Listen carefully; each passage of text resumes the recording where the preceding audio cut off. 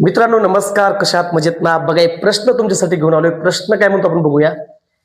एक रेल्वे प्रति तास 45 किमी वेगाने पळते. 130 मीटर लांबीची ती रेल्वे गाडी 30 सेकंदामध्ये एक पूल पार करतं, तर त्या पुलाची लांबी किती? मित्रांनो खूप सोपा प्रश्न आहे. मला सांगा रे, त्यांनी आपल्याला त्या पुलाची लांबी विचारली.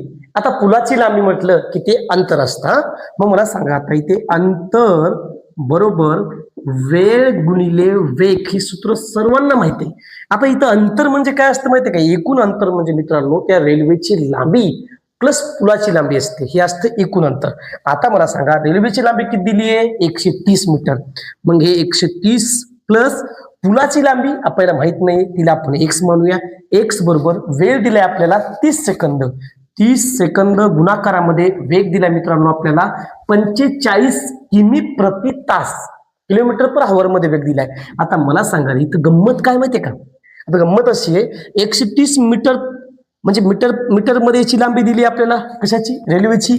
आणि वेग दिला किलोमीटर पर आवर मध्ये. मग वेगाला आपल्याला मीटर पर सेकंद मध्ये कन्वर्ट करण्यासाठी आपली छोटीशी चाबी वापरायची, 5/18. 5/18 ने काय करायचे? मल्टिप्लाय.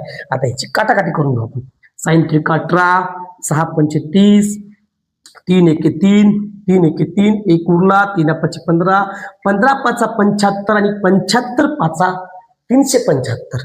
आता मला सांगा, या बाजूला 375 आलं, मग या बाजूला काय राहिलं रे? 130 प्लस एक्स. मग हे एक्स बरोबर 375 मायनस इकडचे 130 इकडे टाकून द्या. आता मला सांगा, 5तून 0 गेला 5, 7तून 3 गेला राहिला 4, 3तून 1 गेला राहिले 2, म्हणजे 245 मीटर मित्रांनो काय असणार आहे? त्या पुलाची लांबी असणार आहे. पर्याय क्रमांक किती रे? 2. 3 पर्याय.